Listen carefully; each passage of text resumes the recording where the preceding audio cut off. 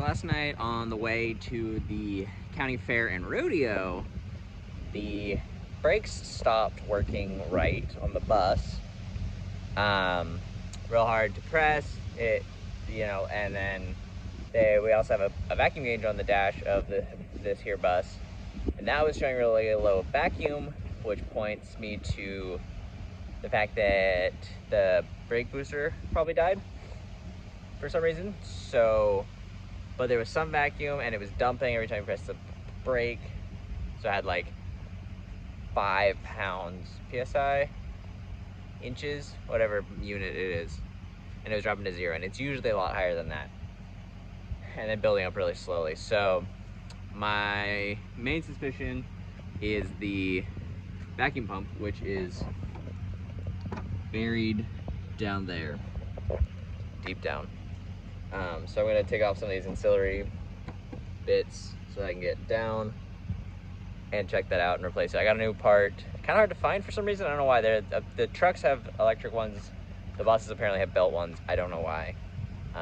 But this appears to have the belt one, which was a little bit hard to find on the internet. It was a little sus, and so I wasn't with the bus when I was trying to diag it, so doing it from afar.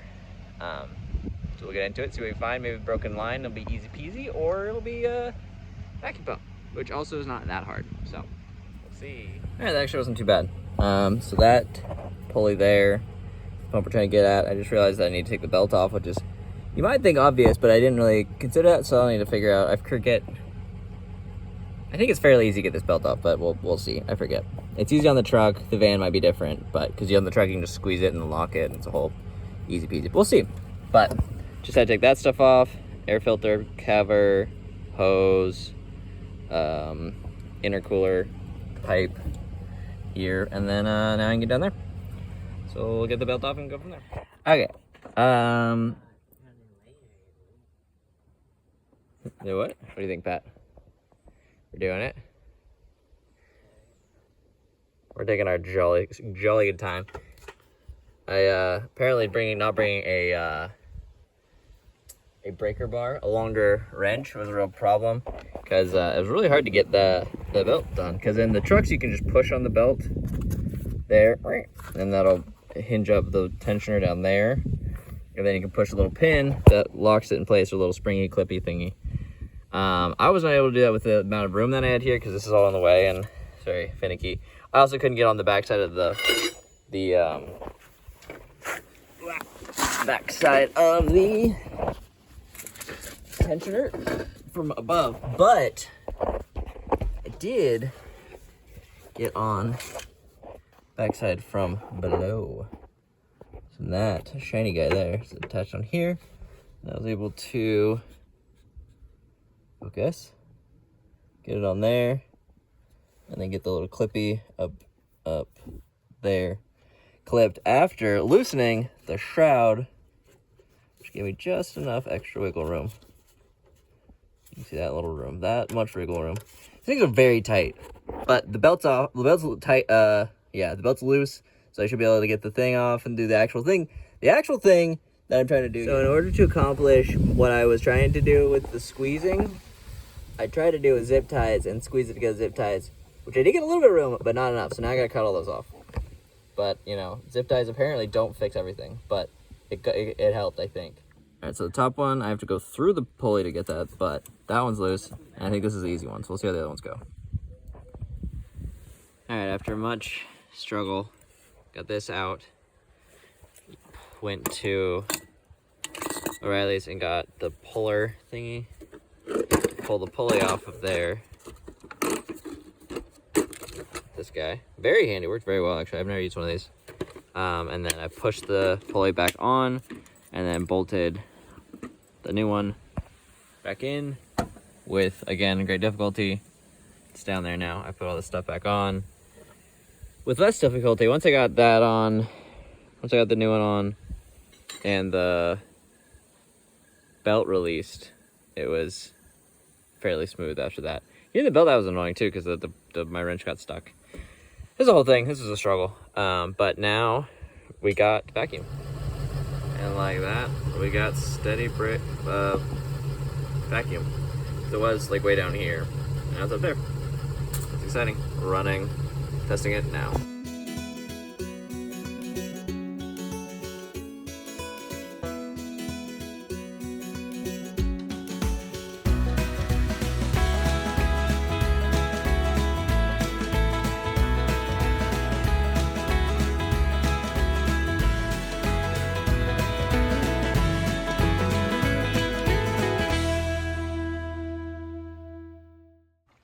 So while I was doing the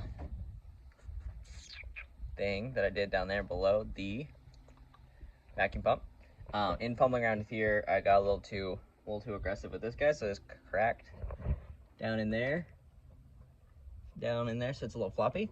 So I'm gonna try to clean it up. It's like right there. I'm gonna try to clean it up and slap a whole bunch JB wheel on it, see if it'll hold up better. It's really okay now, but I think it's leaking a little bit of crankcase, venting a little bit of the crankcase, and you can kind of smell a little bit of something weird, but it's not too bad, and I don't think it's that big a deal, but I just need to get that done, and then, yeah, it'll be great. All right, it's kind of hard to get in there and clean very much, but you can see kind of where it's flopping right back there by that. There's a bracket that's holding it on, so I think I can at least get a slather of stuff on there at the front. I'm not exactly sure what that fitting is. It's kind of weird looking fitting.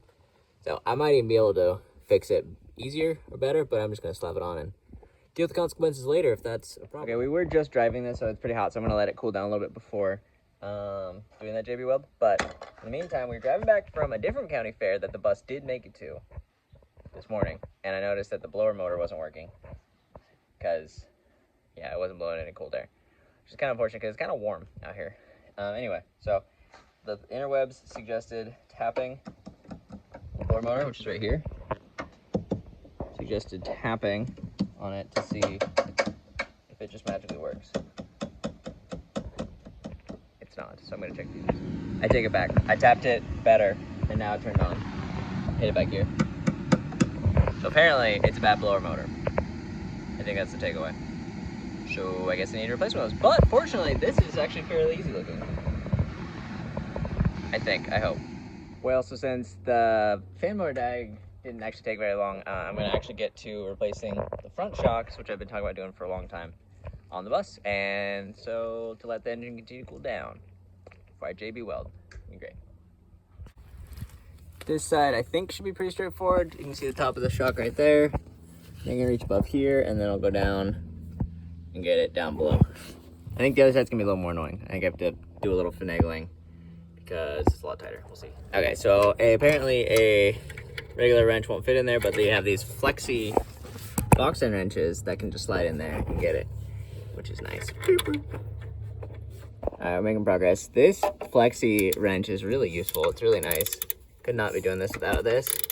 I have a list. My brother has a bunch of specialty tools from being a mechanic that are just so nice that I really need to actually get myself one of these days, or just steal from him permanently.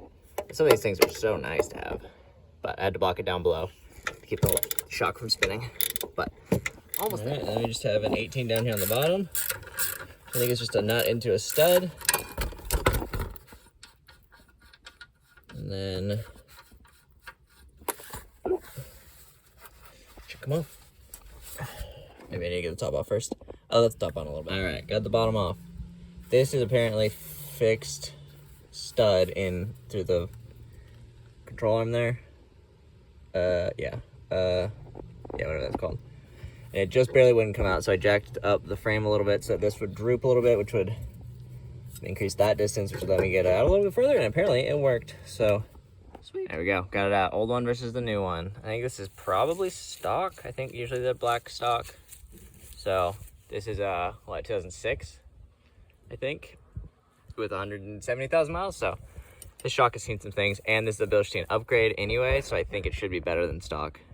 So here's hoping. Okay, so I got the top on, but I'm sitting low here because it wants preload. Oh, I could jack it up higher. Actually, now that I'm saying it's out loud. But this, I'm having a hard time compressing to get it on there. But actually, if I lift it higher, this will droop lower, and then it'll be closer. So maybe I'll try that. Next, I'm gonna try ratchet strap and suck it down if I have to. All right, the ratchet strap was kind of working, but also I was kind of fighting it to try to slip it out and over the end. So I blocked some to jack some more to get up higher. Now we're pretty close in the line, so we'll see if this will get it. All right, with some finagling, frustration, and more jacking, got it in line, slipped it on, bent, tweaked it on. Don't think I hurt anything, so that's a win. That was way harder than I thought it was gonna be. Well, I guess I learned some things for the other side. Maybe that'll make it faster. All right, onto the driver's side now. Learned some lessons, I hope. This side's a lot more cramped, but it looks like I can still get the flexi guy in there, and I gotta grab the bottom here, keep that from spinning, but I think we're gonna get it. It's gonna be way faster, so much faster. All right, old and new driver's side. The removal was indeed much easier. We'll see about putting it back on. Definitely more cramped still, but should be about the same. So I think we'll get on in no time. Easy. All right, that was indeed much easier. Got up to the right height, pried it on, popped it on, good to go. So just now gotta tighten the bolts down and we're done. That was a fraction of the time, thankfully. All right, all tightened down, good to go. Done, done, done. Now, time for some JB weld up there. All right, so this has been sitting for a while. I'm gonna let it sit overnight. I don't know how well it's gonna hold up in there, but we'll see. Got it kind of braced and pressed, so hopefully it'll be better.